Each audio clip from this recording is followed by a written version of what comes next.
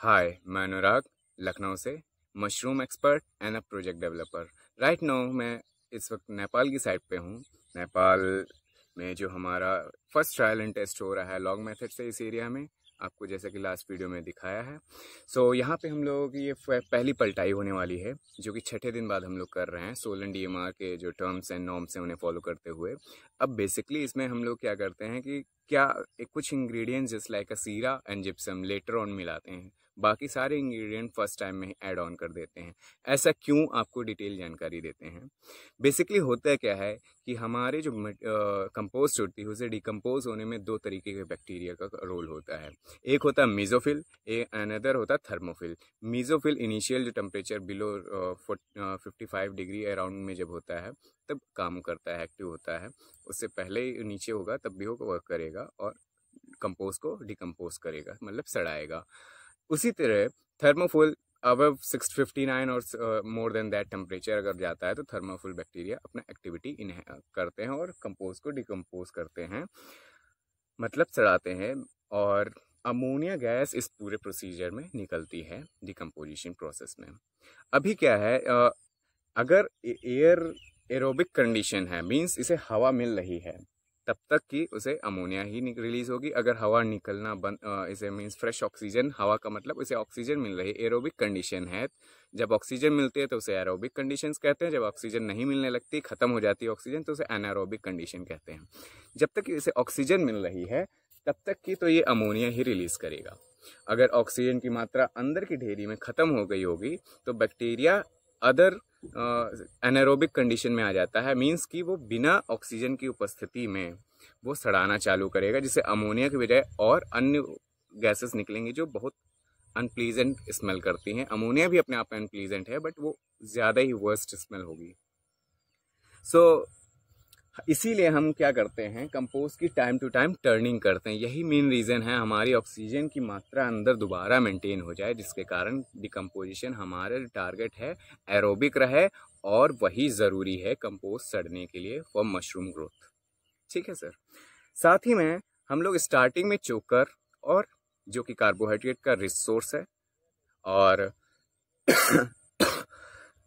Very sorry, second हम लोग urea मिलाते हैं, जो भी कार्बोहाइड्रेट का रिसोर्स है, एंड चिकन मैन्योर भी मिलाते हैं। बट क्या है, कार्बोहाइड्रेट दो फॉर्म में, रेडी टू यूज़ है कार्बोहाइड्रेट चोकर के फॉर्म में। उसी तरह हम लोग यूरिया जो डालते हैं, जो केमिकल फॉर्म में आती है, वो भी रेडी टू यूज़ नाइट्रोजन है, जो कि जैसे बैक्टीरिया हम लोग इसमें कंपोस्ट को पाइलअप करते हैं, वो अपना बैक्टीरिया काम करना चालू कर देते हैं। जो रेडी टू यूज़ मतलब कि जो तुरंत उसे खाना पका पकाया मिल रहा है, उसे कहते हैं रेडी टू यूज़। उसे मिल रहा है कार्बन और नाइट्रोजन, रेडी टू यूज़ मतलब पका पकाया खाना मिल रहा है, वो पहले खाएगा। और जो जिससे पकाना कहे, या इस जो हमारा ये तुड़ी है, इसे सड़ाने के बाद, जब ये भी एक कार्बोहाइड्रेट का सोर्स है, बट इससे डायरेक्टली बैक्टीरिया नहीं ले सकता है, तो इसे सड़ाने के लिए उसे पहले खुद अपनी तादाद बढ़ानी पड़ती है। इसे इसके ऊपर वैक्स कोटिंग होती है, नेचुरली उसे गलाना पड़ता है, फिर इसका कार्बन वो अपना डिकम्पोज कर पाता है।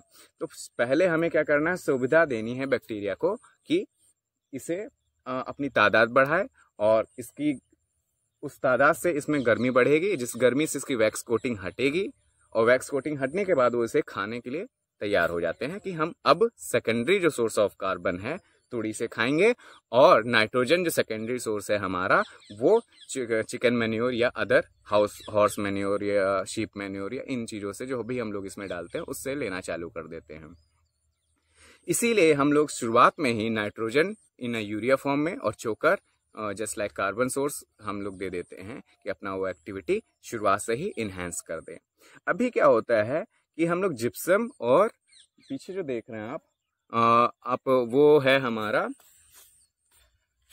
राब सीरा, इसे पहली पलटाई में मिला रहे हैं और जिप्सम तीसरी पलटाई में मिला रहे हैं।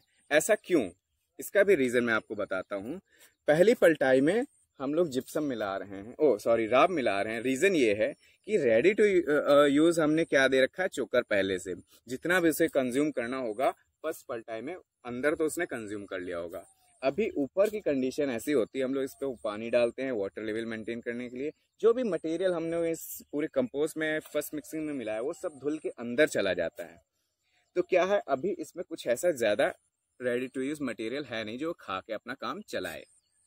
इसलिए क्या करते हैं हम लोग, ऊपर से जैसे सीरा, राब या कुछ भी मीठा गुड़ का घोल डाल देते हैं, जो कि 5 से 6 दिनों के लिए इंक्यूबेटेड हो, छाया में रखा हुआ हो, उसे इंक्यूबेशन कहते हैं। वो जब डालेंगे ऊपर से, और फिर इस कंपोस्ट को हल्का नम कर देंगे स्प्रे करके, और इसको नीचे कर देंगे, मतलब कि ऊपर का 1 फुट के करीब करीब 1 फुट जो होता है ऊपर की कंपोस्ट, वो अंदर दाब देंगे, और जो अंदर दबी हुई है उसे ऊपर रख देंगे। वो कैसे करेंगे अगली वीडियो में इसके कंटिन्यू करके दिखाऊंगा। तब क्या होगा कि रेडी टू यूज जो हमारे कार्बन सोर्स है इसमें मिलेगा सीरा और राब के फॉर्म में। तो जितना ऑलरेडी अंदर कंज्यूम हो चुका है पिछले 6 दिनों में, 5 दिनों में, आज 6ठा दिन है, तो उसके बावजूद हमें भी उसे बैक्टीरिया को सर्व करने को मिल रहा है क्या, कार्बन सोर्स, जिससे वो फिर से अपनी तादाद बढ़ाएंगे और इसको डिकम्पोज करने में मदद करेंगे। तो इससे क्या होगा, आपकी कंपोस्ट यूनिफॉर्मली सड़ेगी। उसी प्रकार से इसकी मिक्सिंग बहुत ज़रूरी है कि किस तरह मिक्सिंग होनी चाहिए। जो 1.5 फुट ऊपर का चारों तरफ का ढेरी का मटेरियल है वो नीचे दब जाए, और ऑलरेडी जो एक बार अंदर गर्मी बन चुकी है वो ऊपर आ जाए। तो इससे क्या होगा कि आपकी एक समान कंपोस्ट सड़ पाएगी। सेकंड बात जो मैंने आपको जिप्सम की बताई, जिप्सम मिलाने का कई पर्पस हैं। जिप्सम मिलाने का सबसे पहला पर्पस होता है कि आपको पीएच को बैलेंस करता है, जो कि बहुत ज़रूरी है। ऑटो बैलेंस कर देगा आपका 7.2 से लेके 7.8 तक की आपका पीएच रिक्वायरमेंट होता है एक बटन मशरूम कंपोस्ट के लिए। अगर इससे नीचे हुआ तो फिर क्या कहते हैं, आपका वाइट प्लास्टर मोल्ड भी आ जाएगा, और इससे अबव हुआ तो ग्रीन मोल्ड या येलो मोल्ड आने के चांसेस हैं। तो अब ये नीचे ऊपर होने से कोई ना कोई मोल्ड, अदर जो फंगस हैं जो इस एगेरिकस बिस्पोरस यानी बटन मशरूम का जो स्पॉन है उसे रन होने के लिए जो कंडीशंस होती हैं वो 7.2 से लेके 7.8 पीएच है। अदर कंडीशंस अगर अप डाउन हुई तो अदर मोल्ड्स इसमें ग्रो करेंगे और एगेरिकस बिस्पोरस के स्पॉन या माइसिलियम को खा जाएंगे, डेड कर देंगे, डोमिनेट कर जाएंगे उसके ऊपर, ठीक है। इसीलिए हमारा पीएच मेंटेन का जो हमने बताया जिप्सम का रोल है। अभी तक की तो हमने क्या किया, पहले सारी चीजें मिक्सिंग की, अभी चीजें ऑलरेडी ऑटो बैलेंस था, बट इसमें बैक्टीरियल ग्रोथ होने के कारण बाई प्रोडक्ट्स निकलते हैं ड्यू टू बैक्टीरियल एक्टिविटी, और वो बाई प्रोडक्ट के कारण इसका पीएच इम्बैलेंस होता है। अभी तक की तो था, अब हमारा इम्बैलेंस कब तक होगा, अगले आने वाले 10 दिनों में इतनी ज्यादा ग्रोथ हो जाएगी कि जरूर इसका पीएच इम्बैलेंस हो जाएगा। इससे पहले हमें मिलाने की कोई आवश्यकता नहीं थी जिप्सम की। तो क्या होगा, जब हम थर्ड पलटाई में जब जिप्सम मिलाएंगे, जो भी पीएच इम्बैलेंस हो गया होगा, जिसके कारण उन स्वयं जिन्होंने ये पीएच इम्बैलेंस किया उन बैक्टीरिया की भी ग्रोथ को डिस्टर्ब करेगा, हिंडर करेगा, उसको भी सुविधा मिल जाएगी। दोबारा पीएच नॉर्मल आने के बाद वो फिर से अपनी एक्टिविटी दोबारा से अच्छे से चालू कर पाएंगे। तो पहला हुआ जिप्सम का काम पीएच को मेंटेन करना, जो सड़ाने के लिए भी जरूरी है और एगेरिकस बिस्पोरस यानी बटन मशरूम की ग्रोथ के लिए भी जरूरी है, ठीक है। सेकंड जिप्सम का रोल होता है आपका स्टिकीनेस, चिपचिपापन खत्म करना कंपोस्ट से, वो बहुत जरूरी है एरिएशन के लिए भी। अगर एरिएशन नहीं होगा प्रॉपर, जैसे चिपचिपापन आ गया, सड़ते वक्त आपका चिपचिपापन बढ़ने लगेगा, तो एरिएशन नहीं हो पाएगा, मतलब हवा इसमें नहीं जा पाएगी बाहर से जो जा सकती थी नॉर्मली। तो उससे क्या होगा कि आपका टेम्परेचर में जब ऑक्सीजन नहीं मिलेगी तो फिर से एनारोबिक कंडीशन आ जाएंगी, मतलब कि हवा की अनुपस्थिति, मतलब ऑक्सीजन की अनुपस्थिति में कंपोस्ट सड़ना चालू करेगी, जिसके कारण आपका फिर से अनडिजायरेबल प्रोडक्ट प्रोड्यूस होगा। मतलब कि जो हमें चाहिए compost for button mushroom cultivation वो नहीं बन के अलग ही कंडीशंस यहाँ बन जाएंगी, ठीक है सर। सेकंड, जिप्सम का थर्ड रोल ये है जिप्सम का, इसमें कैल्शियम का सोर्स बहुत अच्छा होता है, जो कि सल्फर का सोर्स अच्छा होता है, जो मशरूम कल्टीवेशन के लिए बहुत जरूरी है। मैग्नीशियम पोटाश एंड फास्फोरस, इसका भी डाइल्यूट मात्रा में वो भी इसमें मिलता है। जिप्सम क्या है, पहली बात, जिप्सम एक मिट्टी है, पहाड़ों की मिट्टी कह सकते हो, जो कि कुछ रॉक फॉर्म में भी होता है, कुछ डस्ट फॉर्म में होते हैं, उसे क्रश करके हम लोग लाते हैं। जैसे कि हम लोगों ने सुना है चूने के पहाड़, उसी प्रकार अरे लास्ट वीडियो में कॉल आने के कारण इंटरप्शन हो गया था, बट मैं उसे कंक्लूड करूंगा। मैं इम्पोर्टेंटली आपको ये बता देना चाहता था, अब जिप्सम के रोल के बाद जिप्सम का अपने रोल जाना जैसे लास्ट बातों में, अभी हमें कि कंपोस्ट के लिए इतना मच्छी मारी क्यों करनी पड़ती, इतना सारा टर्निंग इतना क्यों करना पड़ता, डायरेक्टली हम लोग इसमें मशरूम क्यों नहीं कर सकते हैं? हमें कंपोस्ट बनाने की क्या आवश्यकता है, जबकि ऑयस्टर मशरूम, मल्की मशरूम डायरेक्टली इसमें ग्रो हो जाते हैं। जिस लाइक आप भूसा लाइए, उसमें स्पॉन लगाइए, उसको ट्रीट करके, चाहे बॉयल करके या केमिकल के थ्रू ट्रीट करके, और डायरेक्टली आप लीजिए। ऐसा क्यों करना पड़ता है? क्योंकि हमारा जो एगैरिकस बिस्पोरस जो वाइट बटर मशरूम की वैरायटी है, ये रेडी टू यूज ही मटेरियल से अपना भोजन पाती है। सारे मशरूम जो हैं उनकी अपने आप में एक एक प्रॉपर्टी है।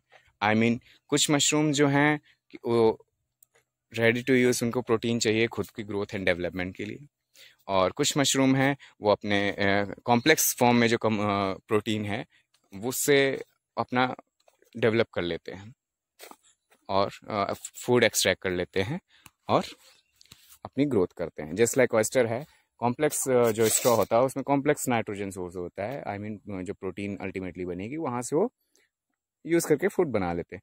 बट आपका जो एगैरिकस बिस्पोरस है, ये अगर आपको प्रोटीनिशियस फॉर्म जो होगा, डायरेक्ट प्रोटीन अगर बनी बनाई मिलेगी, तभी ये आप उसको खा के अपना ग्रोथ कंप्लीट करता है और फ्रूटिंग बॉडी में कन्वर्ट आता है।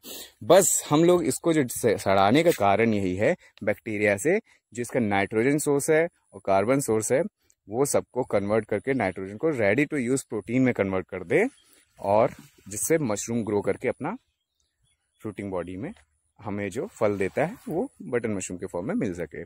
अब ऐसा क्यों? वो खुद का खाना नहीं क्यों बना पाता है? हालांकि कुछ बना लेते हैं, ये सिर्फ जीन का वेरिएशन होता है। हर एक मशरूम के अपने अपने जीन होते हैं, उस जीन के अकॉर्डिंग उनकी प्रॉपर्टी होती है। हालांकि ये भी मशरूम है, ऑयस्टर भी और बटन मशरूम भी अपने आप में एक स्पीशीज अलग है मशरूम की, बट दोनों की प्रॉपर्टी हो अपना खाना खुद नहीं बना सकते। मीन्स उसमें प्रकाश संश्लेषण अर्थात फोटोसिंथेसिस की प्रक्रिया नहीं होती, जिसके कारण उन्हें खाना कहीं अलग सोर्स से लेना पड़ता है। अब सोर्स चाहे वो रेडी टू यूज हो या कॉम्प्लेक्स फॉर्म से वो एक्सट्रैक्ट कर रहे हो। रेडी टू यूज तो एगैरिकस बिस्पोरस यानी बटर मशरूम लेता है, और ऑयस्टर मशरूम वो कॉम्प्लेक्स से अपना एक्सट्रैक्ट करने के लिए सक्षम है। उसकी जीन के साथ इतनी चीजें जरूर होती, इतनी मैकेनिज्म होती है को कॉम्प्लेक्स फूड से अपना खाना निकालने के लिए उसकी मशीनरी वर्क करती है। इसलिए उसे ऑयस्टर के लिए इतनी दिक्कतें उठानी नहीं पड़ती हैं। ठीक है सर, नेक्स्ट वीडियो